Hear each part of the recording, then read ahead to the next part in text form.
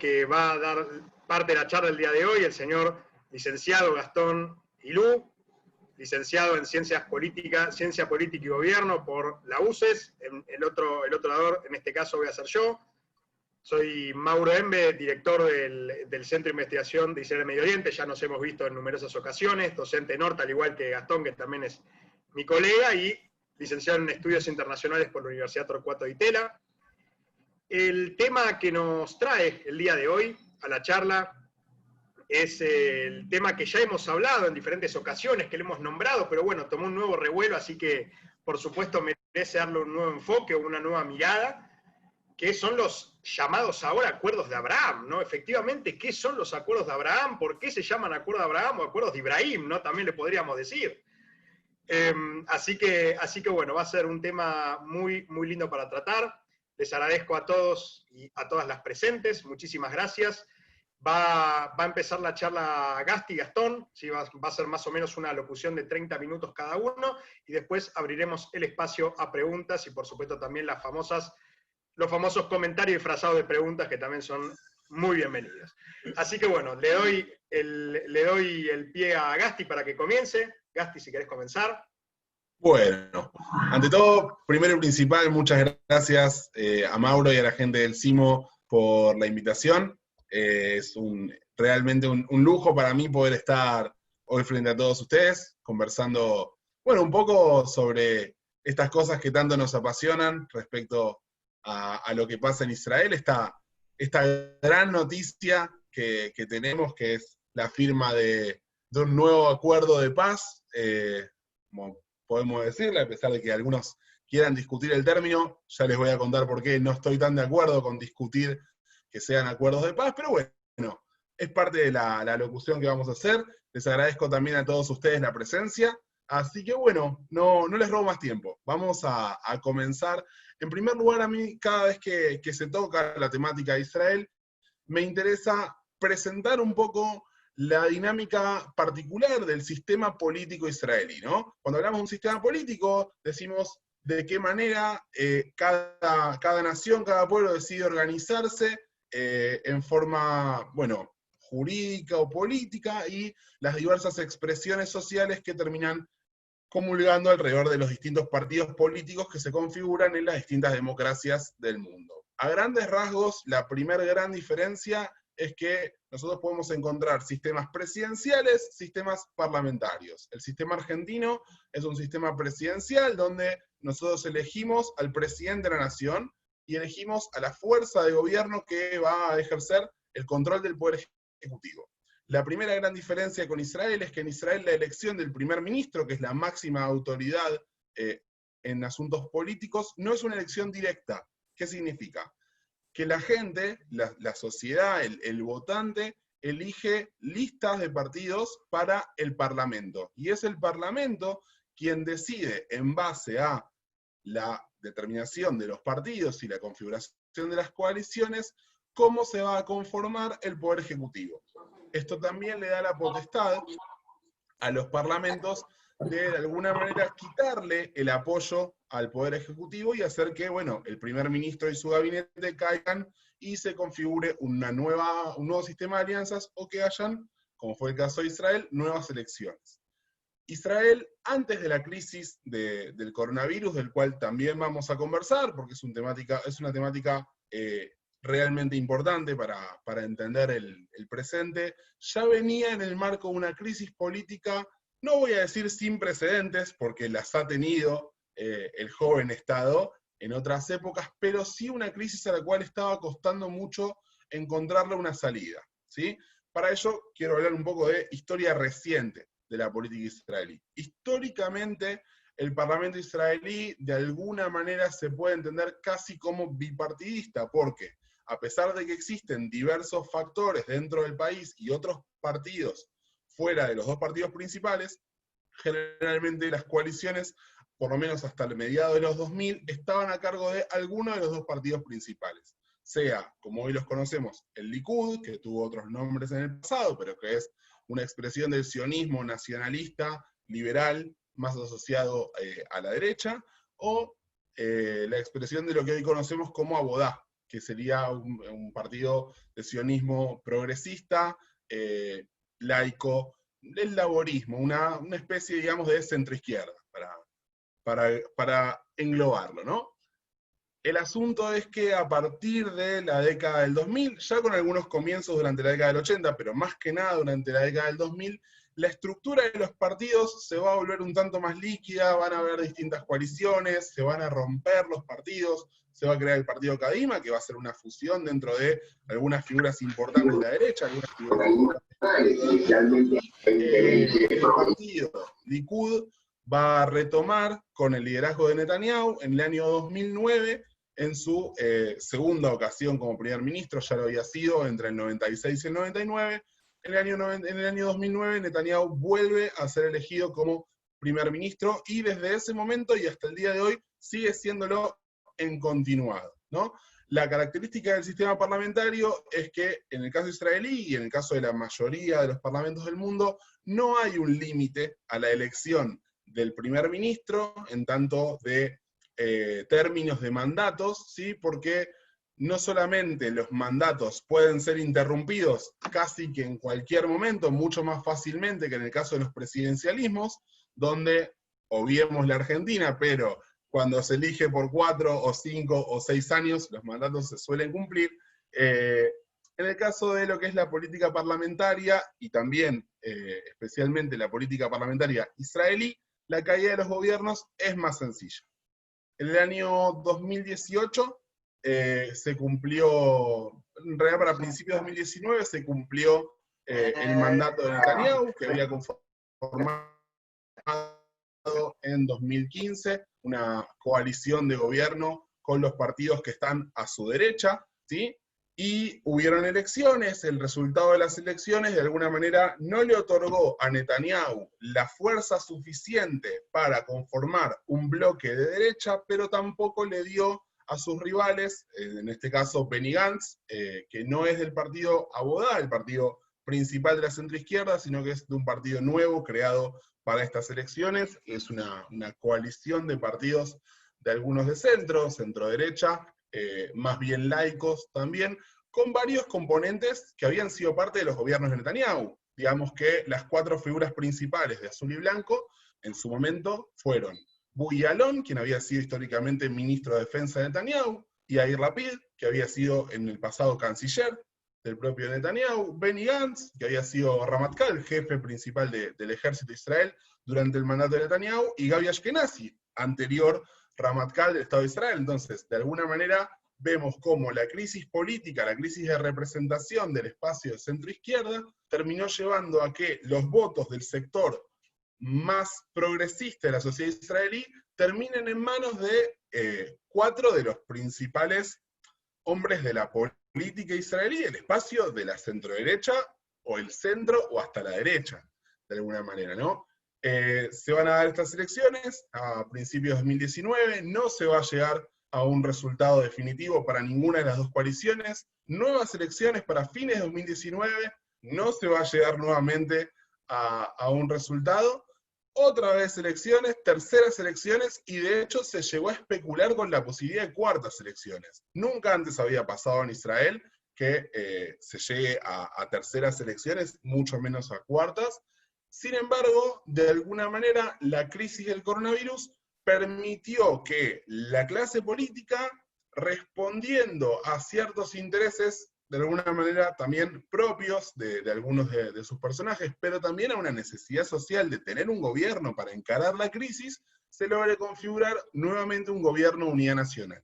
Los gobiernos de unidad nacional son los gobiernos que están conformados por los 2 partidos más votados y otros partidos que se suman a las distintas coaliciones, como es en este caso la mitad de Cajol Labán, la mitad azul y blanco, la mitad que responde a Benny Gantz, hoy tiene casi la mitad de los ministerios del gobierno actual. ¿Por qué digo la mitad? Porque cuando Gantz aceptó sumarse al gobierno de Unidad Nacional de Netanyahu, la otra mitad de azul y blanco, que no lo aceptó, pasó a la oposición, encabezada por Yair Lapid. Entonces, un partido que se había creado para de alguna manera dar una respuesta a ese sector de la sociedad que exclamaba "Rak lo Bibi", solamente no Bibi, un sector importante de la sociedad israelí, terminó partiéndose al medio, donde la mitad de ese partido aceptó sumarse al gobierno de coalición, la otra mitad pasó a liderar la oposición. Dentro de la coalición de gobierno conviven distintos partidos con distintos intereses, y en la política israelí también son muy importantes las bases sociales de los partidos, ¿sí? Tenemos en Israel dos partidos ortodoxos, el partido ortodoxo Ashkenazí, el partido ortodoxo sefaradí, la lista unida de la Torá, el Ashkenazí, el partido Shas sefaradí. Tenemos también los resabios de lo que fue el resultado de la peor elección hasta ahora en su historia de Abodá. La gente, los dos miembros de la Knesset que entraron por Abodá hoy son parte del gobierno de Netanyahu. Tenemos también otros partidos que, digamos, podemos decir, corren por derecha a Netanyahu, como es el caso del partido Yemina, encabezado hoy por Naftali Bennett, que responde de alguna manera al sector Dati Leumí, al sector ortodoxo nacionalista, y a sectores, expresiones más a la derecha de Netanyahu.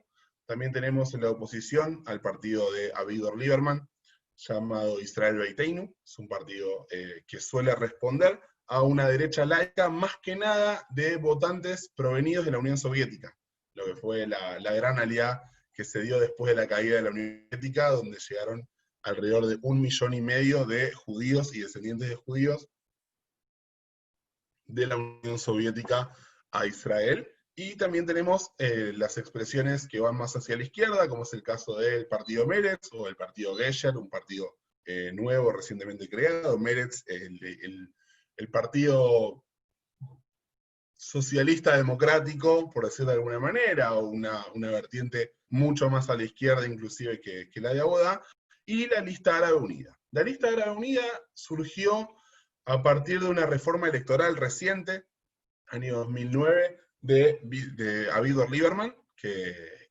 de alguna manera lo que intentó fue todo lo contrario a lo que terminó sucediendo. Lieberman quería subir el piso electoral para que a los partidos chicos les cueste más poder ingresar al Parlamento. Los tres partidos árabes, el Partido Comunista Árabe Israelí, un partido que responde a prácticamente ideologías islamofascistas, un partido nacionalista secular y un partido de izquierda árabe, terminaron por juntarse para conformar entre los cuatro, a pesar de sus tremendas diferencias internas, de alguna manera una lista unida con el objetivo de poder romper el umbral, cruzar el umbral que hoy en Israel es de 3,25%. La Lista Árabe Unida logró transformarse en las últimas 4 o 5 elecciones en la tercera fuerza más votada del país. Oscilan entre las 12 y las 14 bancas, y cada partido tiene sus representantes dentro de la lista, suelen votar juntos en la mayoría de las cuestiones, aún con las grandes diferencias ideológicas que tienen. Pero bueno, esto nos permite un poco entender cómo funciona el sistema político israelí y la crisis de representación que ya existía previa al coronavirus. Cuando estalla la crisis del corona, Israel fue muy exitoso en la primera ola respecto a otros países, y países tanto de Europa como, bueno, también de la región macro, ¿no?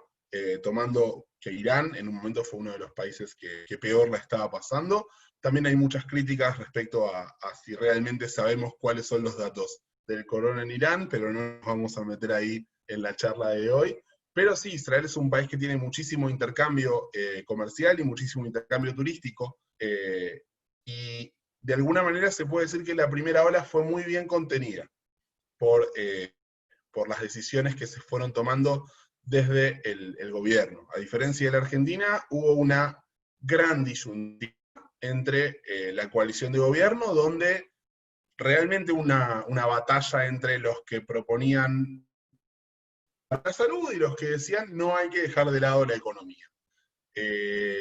Esa batalla, sumada también a la dificultad que a veces tiene el gobierno israelí de hacer un control efectivo de la población que vive en los barrios principalmente ultraortodoxos o los barrios principalmente árabes, donde no siempre todas las leyes son respetadas y son hechas cumplir, llevó a que esta segunda ola agarre muy mal parado a Israel, muy descuidado de alguna manera, con muchísimos casos entre las poblaciones, como bien decía antes, ultraortodoxa y las poblaciones árabes, que son poblaciones que suelen tener de alguna manera alguna desconfianza del Estado y demás.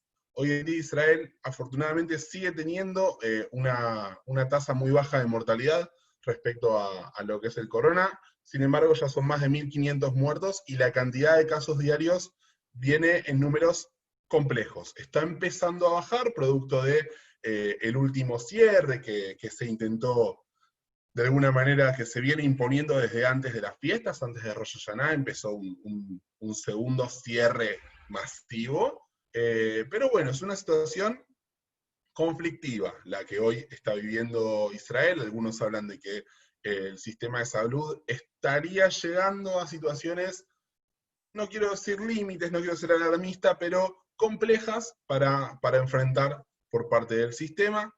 Y todo esto sin tener en cuenta todavía una temática que no quiero dejar de tocar, que son las cuestiones judiciales que está enfrentando el propio Netanyahu. Desde el año 2009, como dije, Netanyahu sigue siendo al día de hoy el primer ministro, y parte del acuerdo político que lo llevó a poder volver a sostener la primera magistratura fue un acuerdo de coalición con Gantz, donde se van a turnar en el cargo de primer ministro, pero durante el tiempo en el que el otro no sea primer ministro, va a tener el mote de primer ministro eterno y va a ejercer un ministerio de vital importancia, dice el acuerdo. Hoy por hoy Gantz es ministro de Defensa de Israel y es primer ministro alterno. Por otro lado, Gantz controla el Ministerio de Justicia, en manos de Avi Nissan-Koren, que es un ministro que de alguna manera se niega a darle a Netanyahu todos los poderes que Netanyahu quisiera tener sobre el Ministerio de Justicia y sobre el Poder Judicial israelí. Netanyahu está enfrentando hoy 3 causas principales y algunas otras que están en desarrollo en la justicia por abuso de confianza, abuso de poder y algunas cuestiones de corrupción asociadas también a algunas cuestiones, bueno, comerciales en las que él habría obtenido ciertos favores de algunos empresarios, cierta protección mediática de algunos de los medios principales, y las causas están en desarrollo. Toda la cuestión del corona también retrasó los juicios que están en desarrollo contra Netanyahu, pero Netanyahu, cuando inicia con la coalición, más allá de la posición o la perspectiva que uno tenga sobre Netanyahu, es sin duda uno de los políticos más hábiles de la historia del Estado de Israel, y es un hombre que sabe leer muy bien la dinámica de la perspectiva que el pueblo tiene y la dinámica de la opinión pública. Nadie podría, sin entender muy bien a la opinión pública, mantenerse en el cargo de primer ministro durante tanto tiempo como lo lleva haciendo Netanyahu. Y él ha sido muy hábil en el pasado a la hora de tanto formar como desarmar gobiernos, dependiendo de la situación de la opinión pública, e inclusive convocar elecciones en los momentos más adecuados para poder sostener su posición de poder. El Poder Judicial en Israel es absolutamente independiente, sin embargo, existen ciertas rispideces que también se ven en las manifestaciones que se vienen organizando ya hace algunos meses, principalmente en la calle Balfour, en la casa oficial del primer ministro, donde reside Netanyahu, así como también en distintos cruces importantes de avenidas o de puentes, de autopistas a lo largo y a lo ancho del país. Estas manifestaciones han también tenido ciertas rispideces respecto a la cuestión de si son o no legales en este momento de cierre y de corona, y si es recomendable o no. Hay también, como suele pasar en Israel, distintas posiciones respecto a si las marchas hacen crecer la cantidad de casos de corona o no. Están los científicos que dicen que sí, están los políticos que dicen que no, respecto a si los casos crecen o no crecen, y si afectan o no al eje de la cuestión. Pero bueno, la Corte Suprema ha dicho que las marchas son claves para la democracia, sin embargo, que entendiendo el momento, se puede llegar a limitar. Hoy en día está vigente una limitación de máximo de 20 personas, que bueno, hay que ver cómo se va a hacer cumplir. Eso, para contar un poco, digo, Israel hoy, para las personas que quizás no estén tan al día a día en el detalle, planteamos un poco la situación de gobierno, planteamos la situación del coronavirus, planteamos la situación de los distintos actores políticos principales, y quiero darle así como un pequeño cierre a esta parte de la exposición, para poder meterme también en hacer una presentación de lo que vamos a seguir hablando de estos acuerdos de Abraham. Antes de hablar propiamente de los acuerdos, que es un tema que hoy nos va a deleitar Mauro con su exposición, quisiera hablar de algunos acuerdos previos que Israel ha tenido en el pasado. Israel es un país que habita en una región muy compleja y con vecinos muy particulares. Ya para comenzar, tendríamos que remontarnos más atrás en la historia. No quiero perder demasiado tiempo hablando de historia, no perder, pero el eje de la charla de hoy es otro. Ya desde la guerra del 48, la guerra de independencia, fue muy complicado para Israel la relación con sus vecinos. De hecho, hasta el año 74 las relaciones fueron muy complicadas, desde el año 74 fueron aún peores, pero vaya paradoja, los países que abrieron sus embajadas en los primeros años del Estado de Israel fueron Turquía y el actual Irán, dos de los principales rivales hoy por hoy de Israel en el Medio Oriente. Vale la pena también decirlo. Tuvo Turquía algunas palabras muy fuertes con los Emiratos después de que Emiratos firma la paz, y los emiratíes le respondieron: Turquía, vos tenés una embajada en Israel, Israel tiene embajada en Turquía, ¿de qué me estás hablando? No nos vamos a meter ahí. Entonces, hablábamos respecto a lo que son los países vecinos. En el 74 se dan los 3 no de Jartum. En Jartum, la capital de Sudán, la Liga Árabe y algunos países que se sumaron, dijeron no reconocimiento a Israel, no negociaciones con Israel, no paz con Israel. Eso fueron, de alguna manera, la oficialización de la postura del bloque árabe-musulmán respecto a Israel, la negación total y absoluta. Como que Israel no existiera, acá, ¿qué hay ahí? No sabemos, no nos importa. Bueno, cuestión que en el año 79, después de diversas dinámicas y diversos conflictos que habían tenido lugar entre Israel y Egipto, se alcanzó la primera paz con un país vecino, que es el caso de la paz con Egipto. Anwar el-Sadat viajó a Israel, Begin firmó la paz, Begin como exponente del hoy partido Likud, el partido de la derecha sionista nacionalista israelí, firmó la paz, recibió el premio Nobel de la Paz junto con Sadat. Sadat fue asesinado poco después. Una de las causas principales fue, por supuesto, la firma del acuerdo de paz con Israel, pero ya se mantiene hace 41 años un acuerdo de paz con Egipto, en una paz muy fría. ¿Sí? La paz entre Israel y Egipto no es una paz de gran comercio. De hecho, hoy Egipto es el socio comercial número 56, según las estadísticas del censo israelí, ¿no? de cuáles son los principales países con los que se comercia. El primer país árabe con el que se firmó la paz es el socio número 56 de Israel, en cifras de comercio internacional que realmente son muy bajas. Son menores a los 200 millones de dólares por año, alrededor, con algunas fluctuaciones dependiendo de los años, pero realmente la cooperación comercial entre Israel y Egipto es muy baja.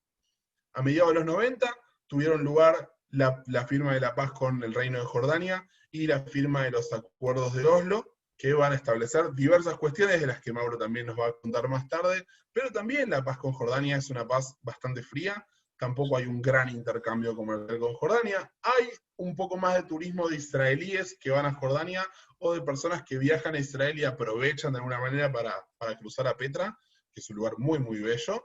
Pero bueno, tampoco es una paz con mucha dinámica de prosperidad económica para las partes, ¿no? Y bueno, la paz con los aseos también deberían haber continuado y están destacados hace 25 años y se violan casi que cotidianamente, pero bueno, por el momento todavía, a pesar de todo, se sostienen y son la base de algunas cuestiones muy importantes para Israel, como son las cooperaciones de seguridad que se están reactivando con la gente de la Autoridad Nacional Palestina en los territorios, vitales para la existencia y el bienestar civil. Tampoco es una cooperación muy fructífera a la parte de Mauro, y tratando de cuidarme con mis 30 minutos, quiero hablar justamente de la relación o la nueva perspectiva de la relación, de lo que podría llegar a ser o de lo que va a ser, según todos queremos, la relación entre Israel y los Emiratos Árabes Unidos, y también Bahrein en menor medida, pero nosotros tenemos que entender la forma en la que estos países viven, ¿no? Porque también a medida que estos países fueron firmando la paz con Israel, muchas otras personas dentro del progresismo mundial diciendo, Israel firma la paz con dictaduras. Bueno, no lo voy a, o sea, son palabras de Shimon Peres, no mías. La paz se firma con tus enemigos, no con tus amigos. Si Israel tuviera como vecinos a Suecia, Noruega y Finlandia, probablemente la paz ya fuera hecho hace 78 años. De alguna manera lo que tenemos que entender es que son familias gobernantes muy poderosas, prácticamente monarquías, podríamos decir, o sin prácticamente, monarquías que eligen gobernar de esta manera. Son países pequeños en territorio, pero con fuertes economías producto de la extracción de petróleo, que también están empezando a ver cómo el mundo va mutando y va tratando de adaptarse a nuevas formas de energía, y existe, por supuesto, una necesidad de buscar otra clase de relación respecto a su propia economía. Por otro lado, también la realidad es que tienen relaciones muy complejas ambos países con Irán, con lo cual el principal enemigo de Israel, que es Irán, es también el principal enemigo de diversos países del Golfo Pérsico, por una especie de guerra fría, de la cual también Mauro nos va a contar un poco más, sobre la lucha que se da por el liderazgo en el Medio Oriente, y son sociedades que están apuntando, por lo menos familias gobernantes que están apuntando a una paz distinta, a una paz por paz, no una paz para evitar más guerras, porque si vamos a ir al hecho práctico, nunca hubo una guerra entre Israel y Bahrein, o entre Israel y Emiratos Árabes Unidos, pero sí una paz que traiga prosperidad, una paz que traiga vínculos económicos, una paz que traiga comercio, una paz que traiga cooperación tecnológica, educativa, comercial, que también le permita a estos países mostrarse de otra manera frente al resto del mundo, ya que pactar con Israel de alguna manera es mostrarse como país más moderados. Y bueno, yo para dar un cierre, hace algunas semanas hablándolo con mis alumnos en la escuela, antes que Bahrein firme, dije, no quiero pecar de optimista, pero creo que van a pasar muchos menos años de los que pasaron desde la última vez que Israel firmó un acuerdo con un país árabe, que fue en el año 94 con Jordania, pasaron 26 años, digo, no quiero ser demasiado optimista, van a pasar menos de 26 para que Israel vuelva a firmar. Afortunadamente firmó ya con Bahrein, y hay otros países en la fila para firmar. El otro día Trump dijo 5 o 6, se empezó a especular con cuáles serían, se habla de la posibilidad de Omán, se habla de la posibilidad de Sudán, se habla de la posibilidad, algunos Kuwait o Qatar, para mí un poco más distante, y algunos dicen que inclusive esperemos llegue el día que se pueda firmar la paz con Arabia Saudita, que sí sería un hito muy, muy grande en la región. Así que bueno, con este mensaje un poco de esperanza quiero dar un cierre.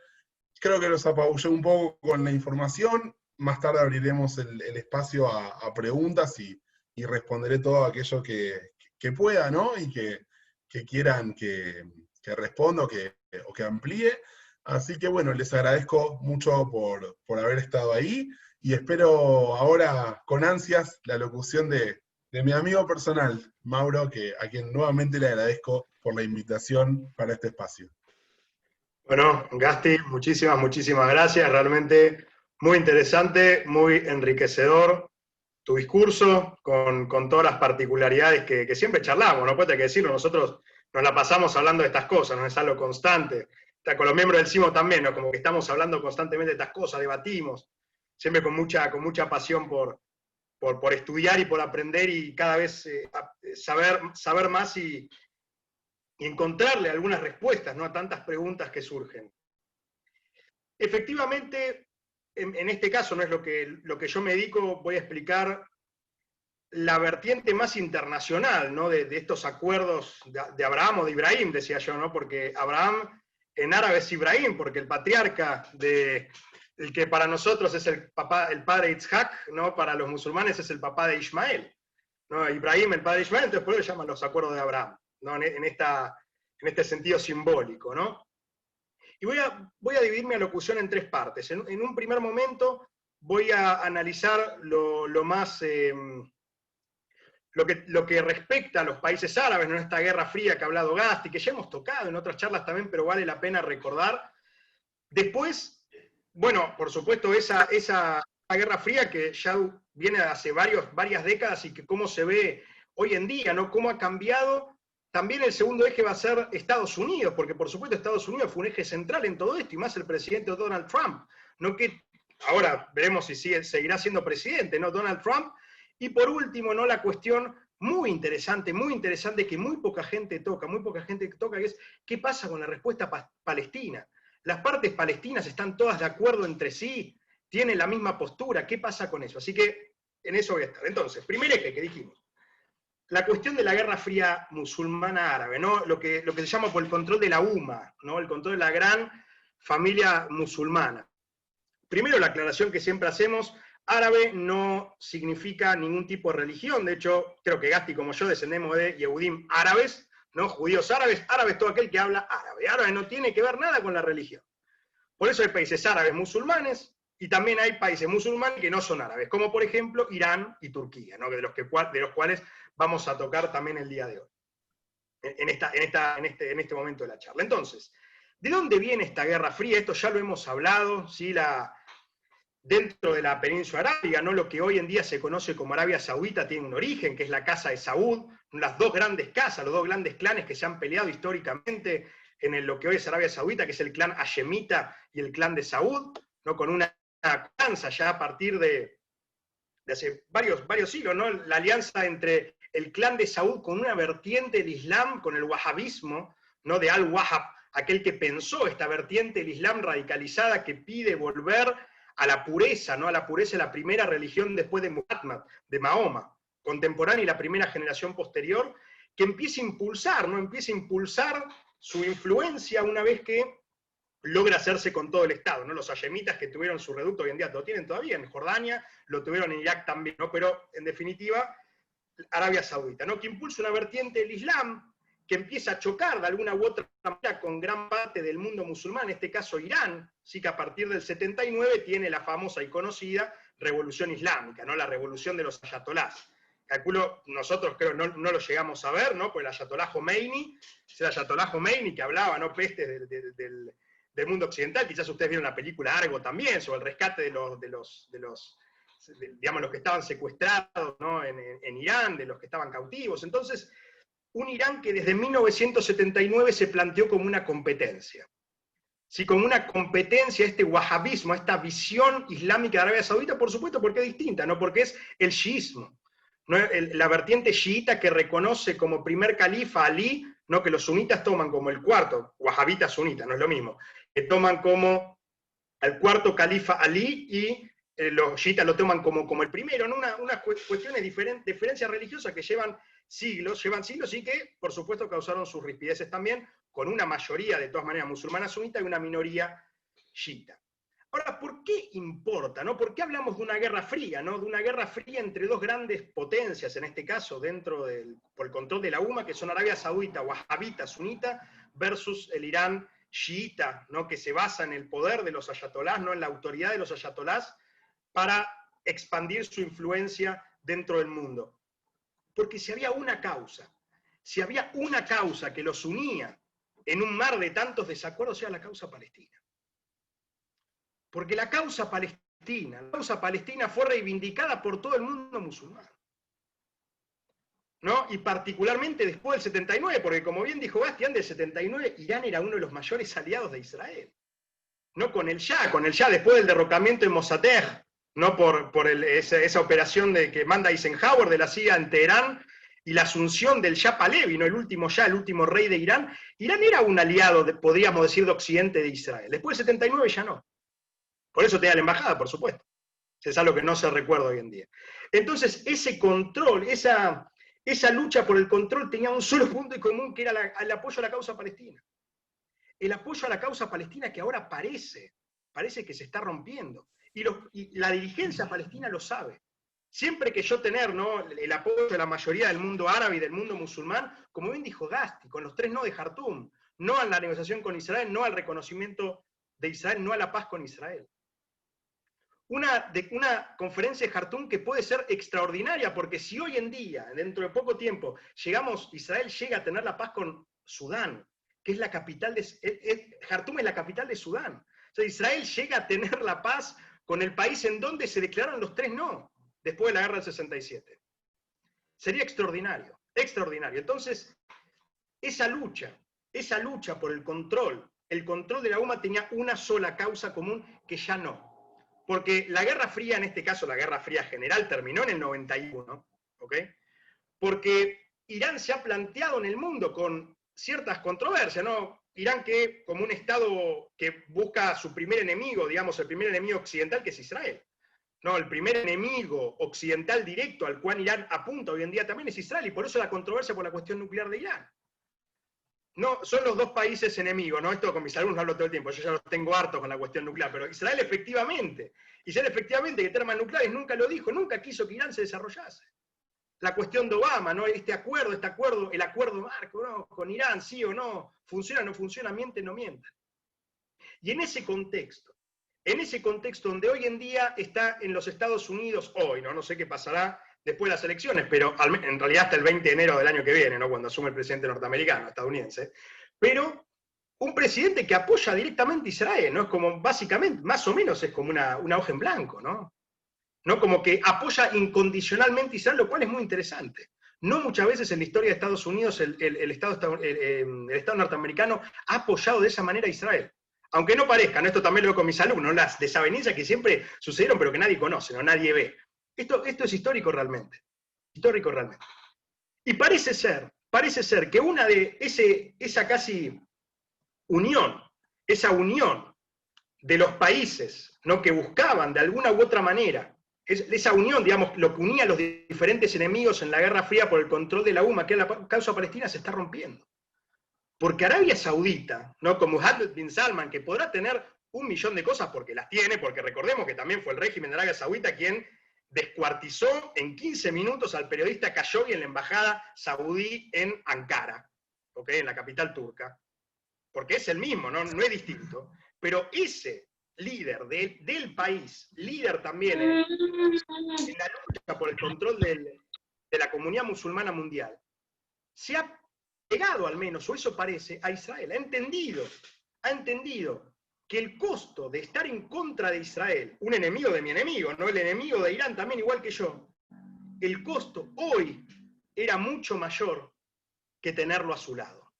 Por supuesto que Arabia Saudita no puede y no va a ser el próximo Estado en hacer la paz, seguramente por una cuestión simbólica incluso, que lo hagan sus estados proxy, sino que algo que se puede llamar, ¿no? En relaciones internacionales se puede llamar como backpassing, ¿no? El pase de la pelota. Toma, te paso la pelota, hacelo vos.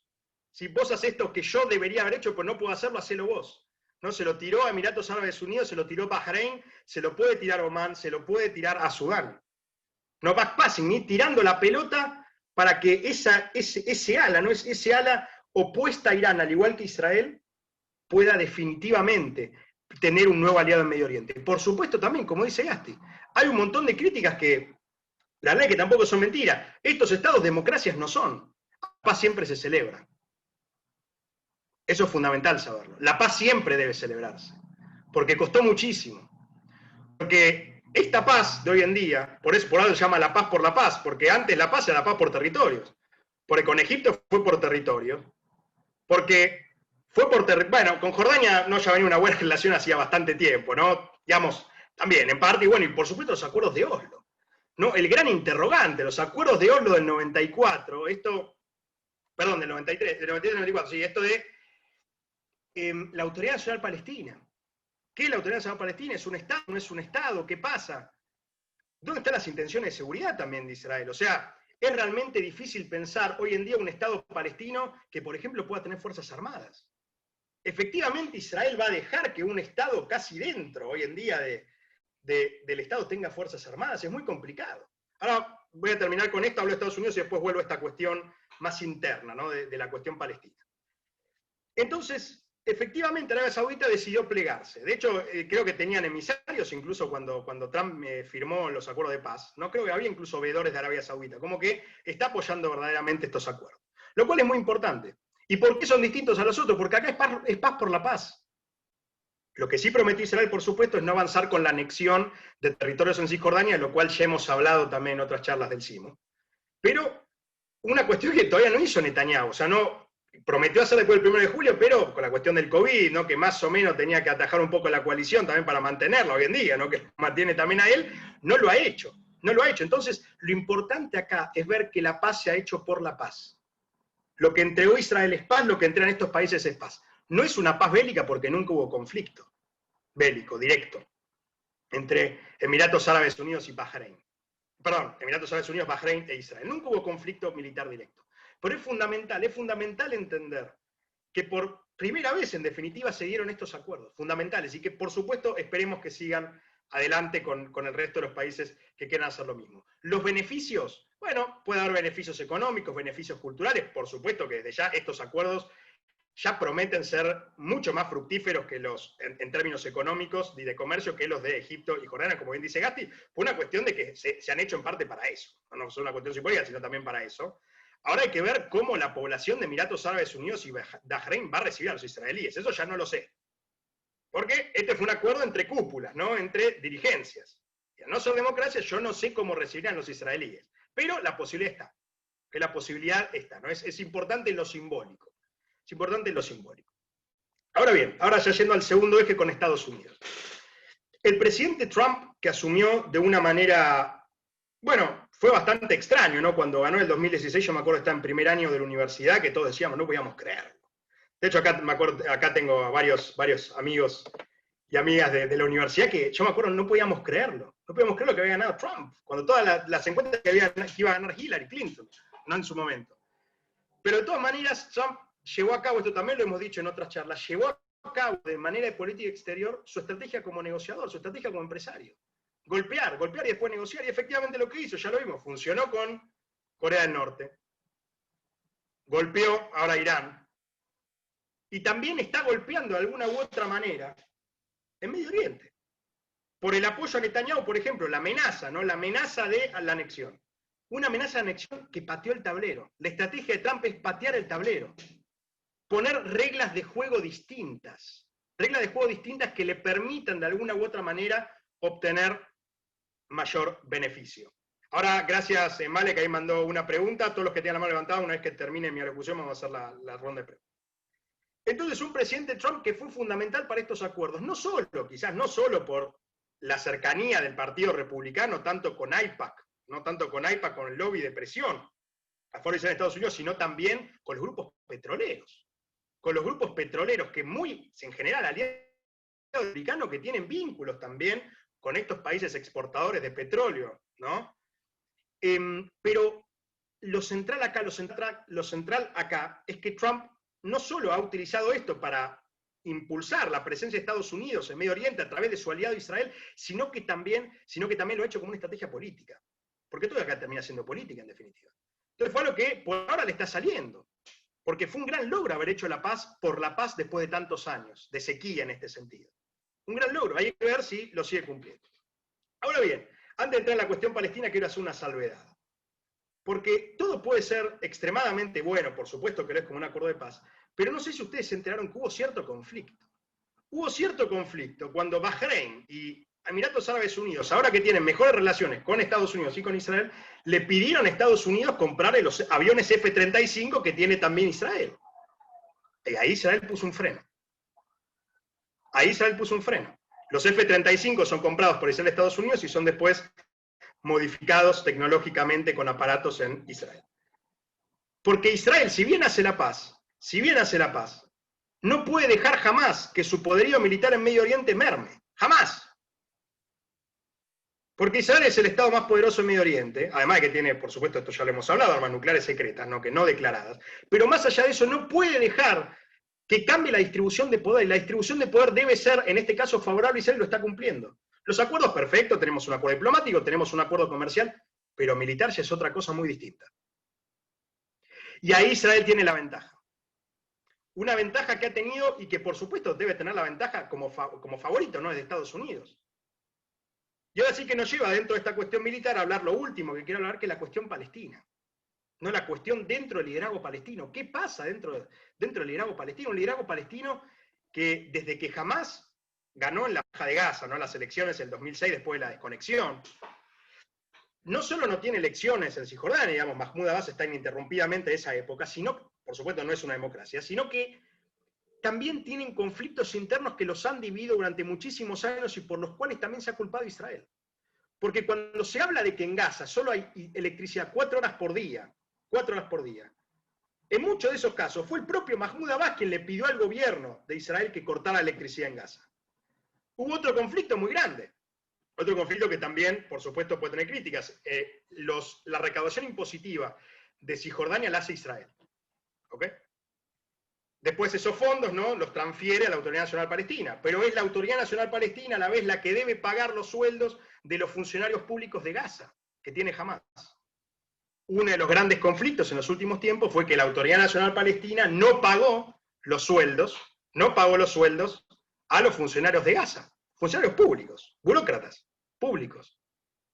Y no solo eso, sino que Qatar, uno de los mayores aliados hoy en día de Hamás, que envió creo que un paquete de $10 millones, una cosa así, que se perdieron, fueron robados y después llegaron.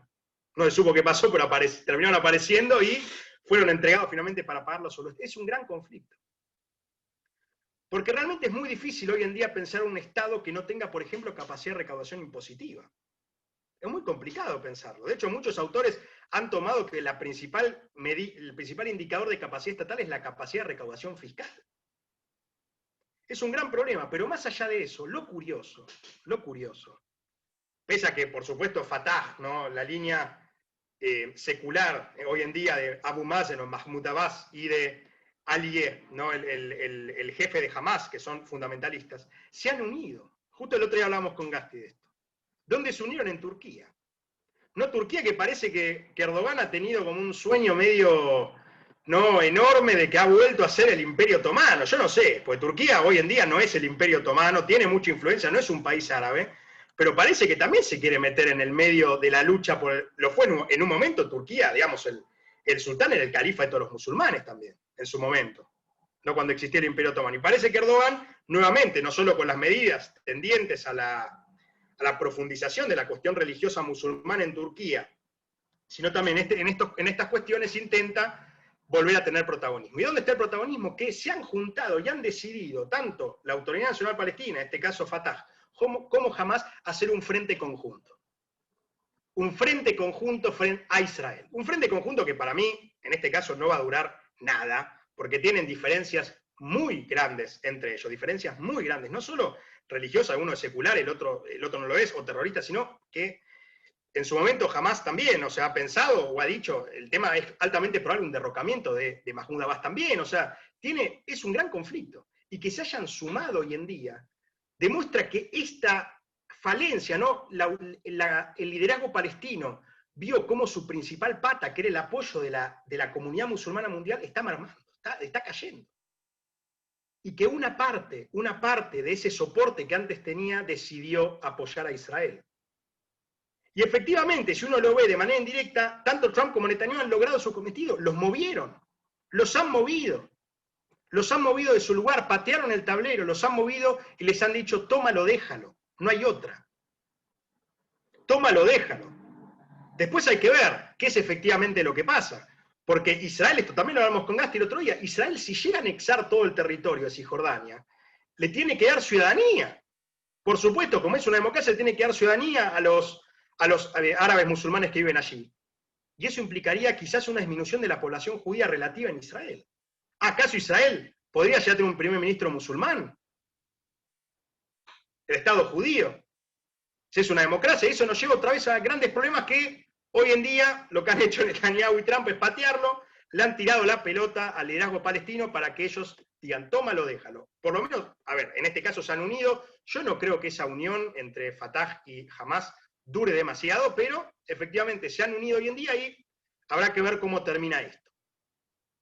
Voy a dejar los últimos 5 minutos para preguntas, comentarios. Les agradezco muchísimo, fue un poco más corta mi alocución para no aturdir tampoco al resto de los oyentes. Tenemos una pregunta acá, sí, para Gasti, para Gastón. Malena, también miembro del CIM. Mi pregunta es para Gastón. Ahí empieza. Mencionaste que la Corte Suprema es independiente. Sin embargo, el proceso contra Netanyahu va a continuar después de que haya firmado todos estos acuerdos de paz. ¿Cómo te parece que la Corte, como actor político, va a actuar? ¿Te parece que la Corte va a mandar preso a un primer ministro que firmó la paz con los árabes? Bueno, interesante, muy, muy interesante. Vamos a decir, primero, contar un poco cómo viene el panorama. Los juicios tendrían que haber comenzado con lo que son las alocuciones de los testigos en marzo. Una de las características del sistema penal israelí es que cuando los testigos declaran, el acusado tiene que estar presente.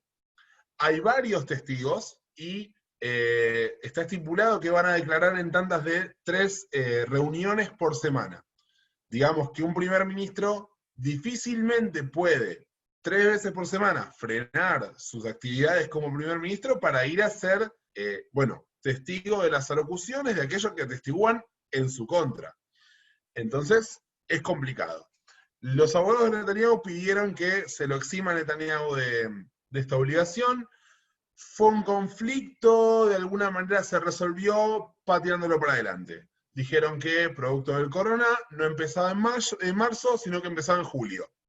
Se volvieron a juntar en julio, volvieron a ver que la situación no estaba terminada de ser resuelta, volvieron a, de alguna manera, usar algunos artilugios para tratar de demorar lo máximo posible las testificaciones de aquellos que van a atestiguar en contra de Netanyahu, y esto se volvió a postergar para enero.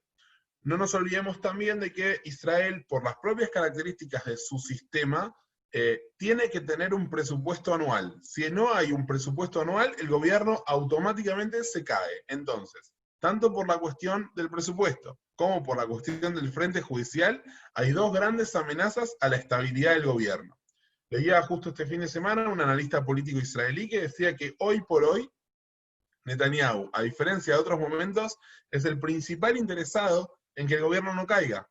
Porque si el gobierno no cae, él se asegura ser primer ministro alterno y tener una cartera de gran relevancia en la siguiente cadencia, ¿no? En lo que sería el gobierno de Benny Gantz. Entonces, si la Corte va a mandar preso o a por lo menos correr de su cargo a un primer ministro, yo personalmente no creo que dependa únicamente de que firme o no firme un acuerdo de paz.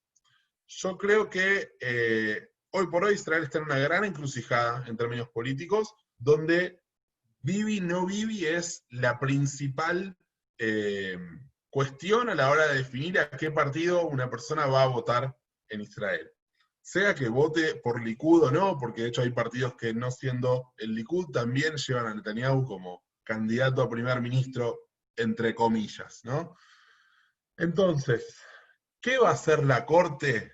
Yo creo que ni la propia Corte lo sabe. Por el momento, la realidad es que el corona vino a complicar un montón de situaciones de la política israelí, y es feo decirlo, pero vino a, no digo resolver, pero por lo menos postergar otras. Tenemos un problema mucho más grande hoy que los juicios, que es el corona. Tenemos un problema mucho más grande hoy que la corrupción, que es el corona. Tenemos un problema mucho más grande hoy, hasta inclusive que los palestinos, que es el corona. Entonces, hoy corona, después vemos. También hay que entender que los indicadores económicos israelíes están muy perjudicados. Israel es un país en el cual la industria del turismo le da empleo a una gran parte de la población. Entonces, todo está parado hasta tanto no se resuelve el corona. Netanyahu, ganando tiempo, es un especialista. ¿Qué puede pasar? Puede pasar cualquier cosa de acá en adelante. Pero yo creo que en un país como Israel, en el cual ya se han condenado ministros, primeros ministros, como fue el caso de Olmert, o expresidentes, como fue el caso de, bueno, se me fue el nombre, el único presidente de origen sefaradí, Moshe Katsav, el único presidente de origen sefaradí que tuvo Israel hasta el día de hoy, también fue condenado por la justicia israelí. Israel es un país en donde a la justicia no le cuesta condenar a miembros sumamente relevantes de la política. No me animo a decir si no lo van a condenar o si sí lo van a condenar. Son temas muy complicados y que van a venir para largo. Pero bueno, ya iremos viendo. En enero, por lo pronto, el 3 de enero, tendrían que estar iniciando las alocuciones de los testigos. Va a empezar, imposible saberlo. Muchísimas gracias. Ahí Ayelet tenía la mano, Stolier, tenía la mano levantada hace como una hora y yo le había dicho, bueno, había visto, pero bueno, no sé si querés hacer alguna pregunta.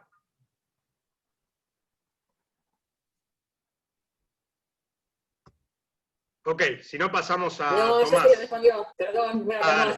abajo. Ok, a ver, Tomás, sí, que tiene una pregunta para ambos, acá mandó en el chat. Sí, ¿qué tal? ¿Todo bien? ¿Qué tal? Bueno, mi pregunta es, vos hablaste, Mauro, de lo que tenía que ver con Trump y lo que, bueno, todo lo que influyó en este tiempo en los acuerdos de paz y las relaciones que tuvo Israel.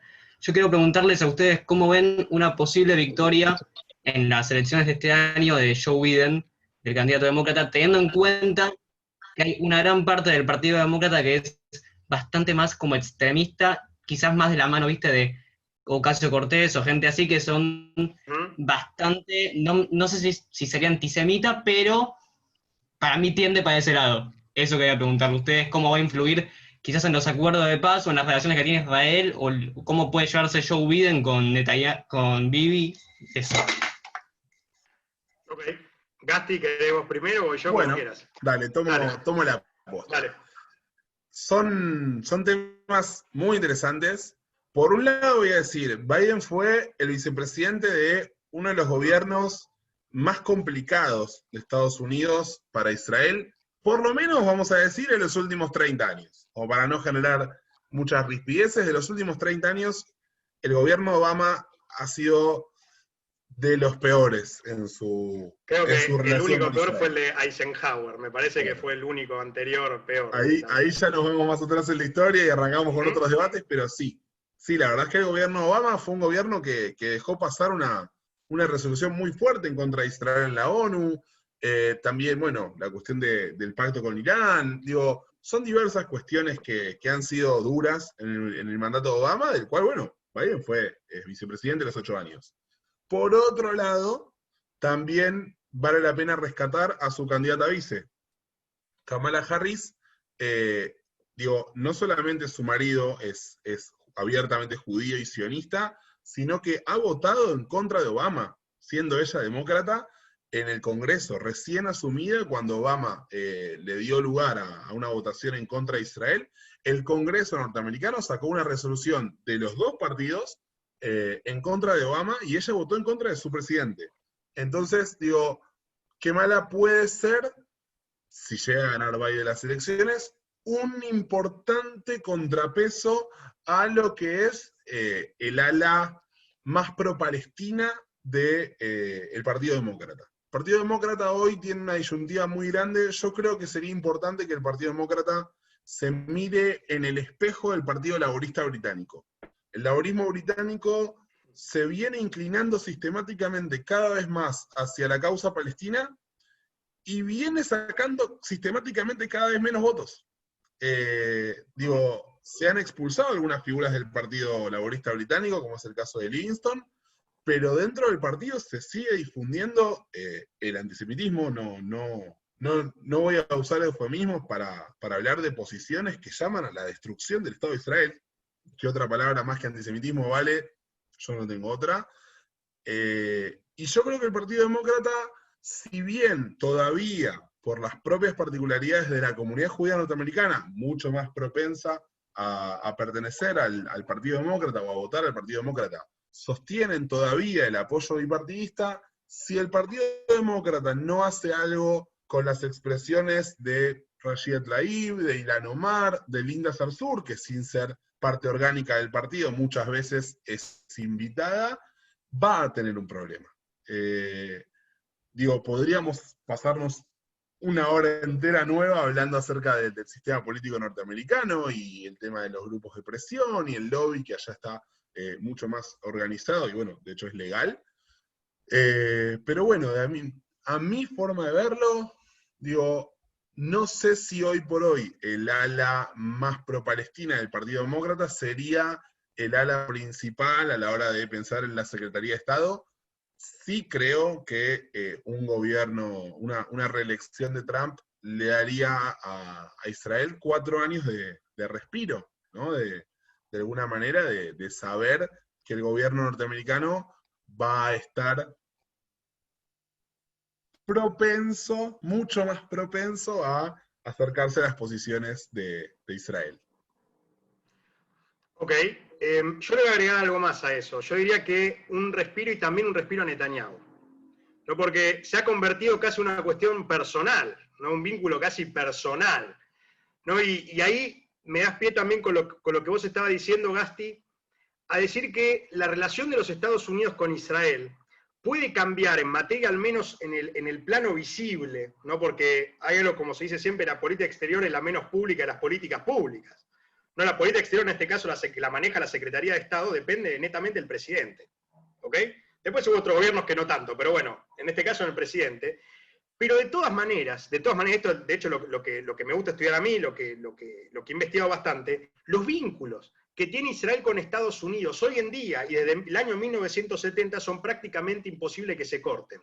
Y no tiene que ver simplemente un vínculo entre gobiernos, sino un vínculo entre estados. Porque puede ser que en política exterior sea más o menos proclive a apoyar o no una medida del gobierno de Israel, pero en materia de vínculos, no solo parlamentarios, sino también comerciales, económicos y militares, que también es la cuestión que me encargo yo en general, no creo que frenen. Porque Obama, si bien fue uno de los más hostiles, al menos en política exterior visible, nunca se cortó la cuestión militar, ni la cuestión económica de fondo. Porque el vínculo que tiene Estados Unidos hoy en día con Israel no ha variado prácticamente nada y ha sido incremental desde la década de 1970. Ahora bien, en cuestiones más de política exterior discrecional del presidente, digamos que depende de la decisión personal del presidente, puede ser, como efectivamente, si Biden fue el vicepresidente de Obama, ¿no? Y que tiene otra posición sobre Israel, puede llegar a ser crítico el gobierno de Israel. No de las políticas, no del gobierno de derecha, en este caso la coalición de Israel. Eso restará por verse, ¿no? Y por supuesto con el otro ala del Partido Demócrata que no está tan de acuerdo. De ahí viene otra discusión que también podemos hablar del sistema político estadounidense. Efectivamente los partidos, tanto republicanos como demócratas, son homogéneos adentro de los partidos. O sea, efectivamente todos no son partidos efectivamente homogéneos adentro. Por supuesto tienen disciplina partidaria, no acá hablando ya en términos netamente politológicos. Tienen disciplina partidaria. Pero es lo mismo un demócrata de Nueva York, de la ciudad de Nueva York, que un demócrata del estado de Nueva York, del centro del estado de Nueva York. No, él también nos viene a pensar otro tipo de cosas. Pero efectivamente hay que ver. Como dice Gasti, hay que ver, no podemos dar una respuesta, pero claramente lo de Trump, si llega a lograr la reelección, está casi definido, ¿no? Que va a ser un apoyo casi incondicional al gobierno, en este caso de Netanyahu y de Israel, y lo que hay partes que tiran para uno u otro lado es si llega a ganar Joe Biden. No sé si, Tomás, respondimos tu pregunta. Ok. Ahí nos mandaron otra pregunta por chat. El canciller emiratí declaró el apoyo al Estado palestino en las fronteras del 67, o sea, previas al 67, y Jerusalén como capital. ¿Cómo se entiende? Vamos a hacer la misma ronda, si querés, Gasti, te dejo. Bueno, dale, te agradezco. A ver, no dejemos de pensar también en que son países que no pueden romper con su línea histórica, no pueden romper con la Liga Árabe, no pueden romper con la influencia saudí. Arabia Saudita en el año 2000 presentó su plan de paz en el que decía que todos los países de la Liga Árabe iban a firmar la paz con Israel si Israel aceptaba retirarse de todos los territorios, volver a las fronteras del 67, que no son fronteras, pero podríamos hablar de eso también otra hora, así que dejémoslo, y declarar a Jerusalén como capital del nuevo Estado palestino.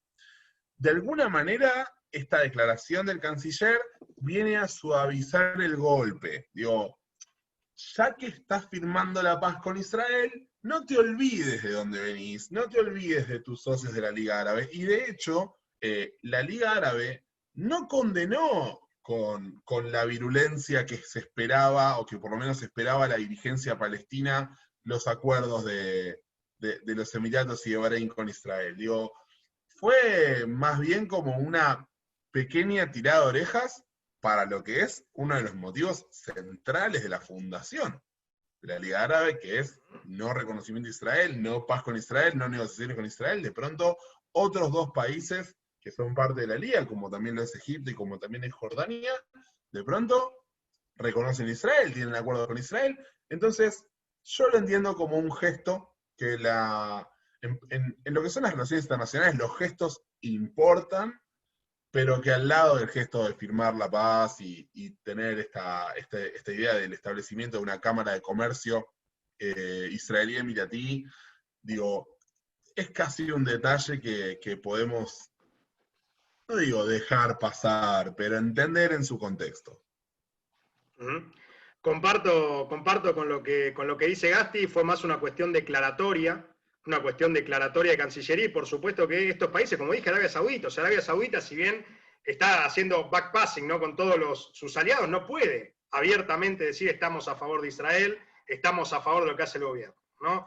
Hay una cuestión, ¿no? Hay diferentes niveles. En un nivel, el primer nivel que tiene menor repercusión real es la declaratoria. No, la declaratoria podemos decir estamos a favor del Estado palestino, pero no pasa una declaración, y mientras que no se firme nada, y después que esa firma se haga efectivamente, justamente va la redundancia, efectiva, no va a pasar nada. O sea, es más una cuestión declaratoria y mantener en cierta manera una posición sin negar lo otro, ¿no? Lo cual es bastante coherente. De hecho, si nos ponemos a fijar, uno de los estados que estuvimos hablando, que era Sudán, ¿no?, además cuya capital es Jartum, cuando el ministro de Relaciones Exteriores, creo que dijo que no ven con malos ojos una paz con Israel, fue renunciado al día siguiente. ¿Ok? Una declaración, fue una cuestión declaratoria y lo renunciaron al día siguiente. Oficialmente renunció, pero parece que fue despedido. Fue desplazado de su cargo, ¿no? Como que hay una diferencia entre la diplomacia más declarativa, aquella donde se puede llegar a firmar un tratado y después efectivamente ese tratado se cumple. En este caso son tratados bilaterales, no bilaterales con apoyo estadounidense, no bilaterales entre dos, Emiratos Árabes, Israel y Bahrein. ¿Está respondida la pregunta? Ok. Ezequiel, tenía una duda. Hola, sí, no, yo tenía una pregunta quizá un tanto tirada de los pelos, pero mi pregunta refiere a cómo impacta la crisis social, política y también económica que se está viviendo en Siria en estos momentos al quiebre del mundo árabe en relación a la postura de las relaciones con Israel. Bueno, buena pregunta. Ahora, como quieras, hacemos lo mismo. Lindo. Sigamos y que venimos bien. Dale. A ver, también podríamos hablar otra hora entera de Siria. Vamos a ser breves. Siria creo que es hoy por hoy el escenario más caliente de esta guerra fría de la que hablábamos antes.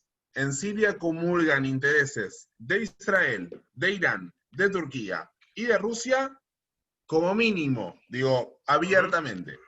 Entonces, antes Daesh también, ¿no?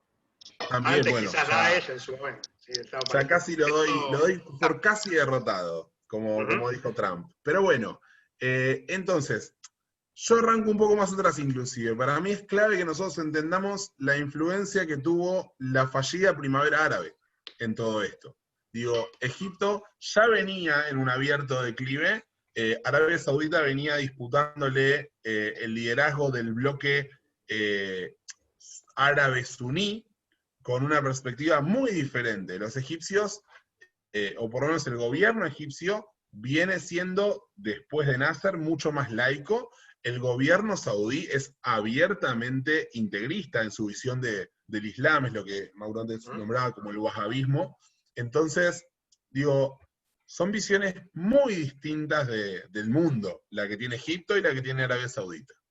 Cuando Egipto termina de caer, producto de sus propias rebeliones internas, y Arabia Saudita toma de alguna manera el liderazgo, también empieza a darse el fenómeno de buena parte de la población suní de Siria, que es el 85%, apoyando y exigiendo elecciones y una renovación democrática en Siria. Estamos hablando de 2009, antes del inicio de la guerra civil.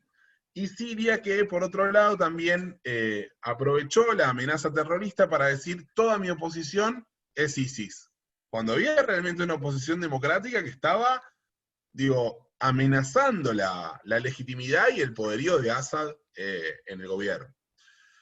Entonces, para no irme demasiado por las ramas, digo, cuando Assad de alguna manera se configura como uno de los ejes principales en la lucha contra ISIS, no nos olvidemos que la cuestión de las políticas públicas y de las relaciones públicas van muy de la mano. Occidente de pronto le empezó a tener mucho más miedo a ISIS que a Irán, o que a Siria, o que a Arabia Saudita, o que a cualquier otra amenaza, o estatal o no estatal. Al-Qaeda, Hezbollah, Hamas, pon el nombre que quieras. Entonces, hubo una cooperación entre Occidente e Irán, no publicitada, por supuesto, en la lucha contra ISIS, al cual se vio en el mundo entero como el mal absoluto. ISIS de a poco deja de ser un eje central en la relación entre todos estos países, y Siria, lamentablemente, hoy yo lo caracterizo como un estado fallido. Ya el estado sirio, el gobierno de Siria no tiene el control efectivo del territorio porque no tiene su soberanía aérea. De hecho, Israel en los últimos años ha hecho y deshecho operaciones todos los días, diría más que todos los días. Sirio. Claro, digo, uno de los ejes de la soberanía de un estado es poder justamente controlar efectivamente tu territorio a nivel marítimo, a nivel territorial y a nivel aéreo. Y Siria no lo controla. Entonces digo, Siria es hoy por hoy un escenario de la cara más caliente de esta Guerra Fría, y lamentablemente las principales víctimas son civiles. Eso es lo que a mí más me duele de alguna manera, ¿no? Y que Siria sale en los medios cuando pasa algo con Estados Unidos, pero digo, hoy nadie habla de que Rusia ya anunció de que su base aérea y su base marítima de Latakia se van a quedar una vez que el conflicto en Siria se termine. Hoy nadie habla acerca de Hezbollah en Siria. Digo, tratemos de entenderlo, ¿no? Vamos despacio para llegar. Hezbollah es una fuerza pro-iraní, una milicia pro-iraní que ocupaba el sur del Líbano y que ahora está bancando al gobierno alauita de Assad en Siria. Digo, ¿qué es esto? ¿No? Yo a veces digo en clase, están jugando al TED. Irán está jugando al TED en Siria, Irán está jugando al TED en el Líbano. Irán, un poco ya también respondiendo a la siguiente pregunta de la que vamos a hablar, es para mí hoy la principal amenaza a la estabilidad y la seguridad frágil, pero por lo menos la que hay en el Medio Oriente. Y yo creo que así también lo entienden los saudíes, y así también lo entienden los emiratíes, así también lo entiende Bahrein. Y bueno, son cosas que te acercan de alguna manera. Para terminar de cerrar la pregunta, yo creo que la perspectiva de lo que está ocurriendo en Siria es lo que le da el pie a Arabia Saudita a no impedir que sus estados proxy se acerquen a Israel, como para redondear. Efectivamente, en eso, bueno, también lo hemos hablado, me parece, en otro momento entre nosotros. Efectivamente, el conflicto en Siria, si no voy a entrar en detalles como bien hizo Gasti antes, un conflicto donde el gobierno de Al-Assad, en definitiva, está pagando, ¿no? Le está pagando a Rusia y le está pagando a Irán en moneda, ¿no? Con Hezbollah, la presencia de Hezbollah en Siria, ¿no? El apoyo que le han dado en su lucha, o al menos en el objetivo de Assad, de poder controlar el territorio, que como bien dice Gasti, no tiene control aéreo. Hoy no tiene control del espacio aéreo. Israel constantemente está destruyendo posiciones de Hezbollah en Siria, que presenta, por supuesto, como posiciones de Irán, porque son reales.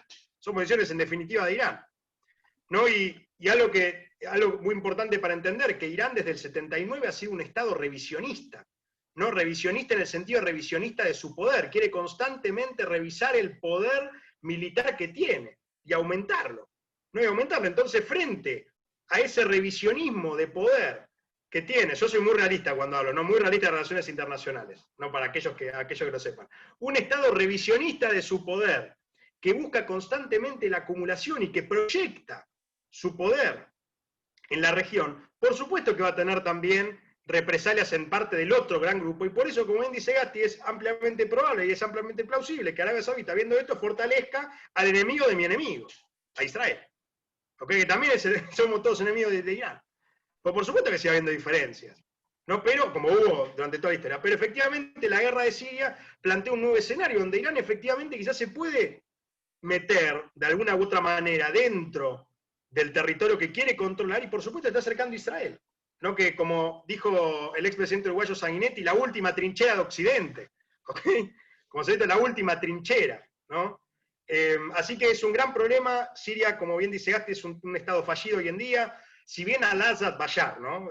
Ha tomado posiciones, ha ganado en los últimos tiempos frente al desastre que era más o menos 2014-2015, hoy en día tiene mucho más poder, pero está pagando.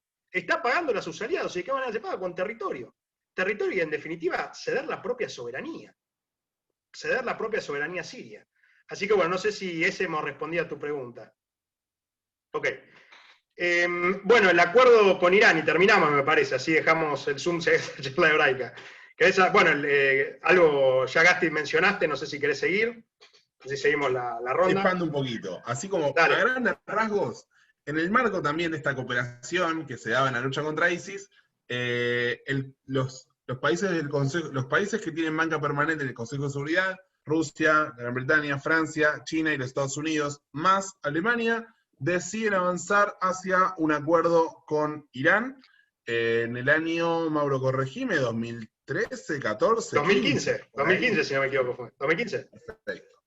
En este acuerdo la intención del mundo era que Irán no pueda producir energía nuclear para usos bélicos. Netanyahu fue uno de los tipos que más se opuso al acuerdo y creo que fue inclusive en ese momento una gran derrota diplomática de Netanyahu que se haya conseguido este acuerdo.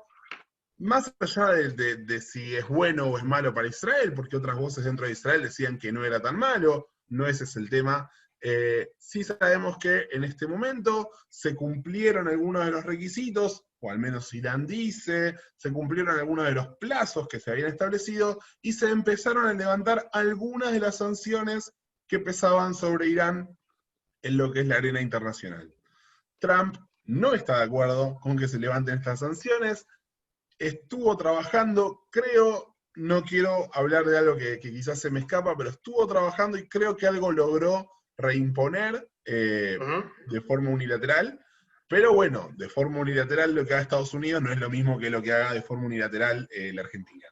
Así que, nada, algunas cosas se volvieron a levantar, Mauro va a poder completar mucho mejor seguro. Sí, efectivamente el acuerdo nuclear con Irán, que fue en parte un plan de Obama, algunos podrán decir sincero, otros no, de que Irán pudiese controlar o de alguna manera permitir a revisión el enriquecimiento de uranio, que podría haber llevado a una construcción y fabricación de armas nucleares, una cuestión que preocupa a gran parte del mundo, como los estados nucleares históricos se han preocupado cada vez que otro estado decía que está construyendo armas nucleares, ¿no? Y lo que ha buscado Trump en definitiva es anular ese tipo de revisión y decir, bueno, vamos a volver a las sanciones, las sanciones no contra un país que llama también a la destrucción de Israel y Estados de Occidente. ¿Ok? Las sanciones fueron reimpuestas, si mal no tengo entendido yo, fueron reimpuestas por Trump, alguna que otra se habrá levantado, pero Trump de todas maneras es muy taxativo en la cuestión con Irán. De hecho, Irán anunció hace poco que iba a volver al enriquecimiento de uranio. ¿No? Iba a pasar en la cuestión de medicina nuclear para pasar incluso a armas nucleares. Si le creemos que alguna vez lo dejó, ¿no? Claro, exactamente, ¿no? Si le creemos si alguna vez lo dejó, ese era el gran tema, si estaban mintiendo, si decían la verdad, siguen construyendo, no siguen construyendo, es todo un tema. Así que en eso está el acuerdo con Irán. Trump es claramente opositor. De todas maneras, si bien es una competencia de la Secretaría de Estado, porque es política exterior, puede llegar a tener algún tipo de levantamiento de sanciones, pero Irán hoy en día creo que Trump lo toma como uno de los mayores enemigos de Estados Unidos, al menos en el panorama mundial. No sé si hay más preguntas. Si tenemos más preguntas, ya podemos dar un cierre. Ok. Bueno, les agradezco muchísimo, te agradezco mucho, Gasti, por haber estado, les agradecemos en nombre del CIMO a todos los asistentes. Nos volveremos a encontrar, tenemos muchos más proyectos, ya les contamos que el miércoles 14 de octubre tendremos una charla con Federico Abolsky, no sé si está por acá, si ya se tuvo que ir. Federico, que va a hablar sobre antisemitismo en redes sociales, nos va a contar sobre un proyecto muy interesante que él tiene, miembro del CIMO, muy, muy interesante, así que están todos y todas más que invitados e invitadas. Les agradecemos muchísimo por sumarse a nuestro espacio. Muchísimas gracias. Chau, chau.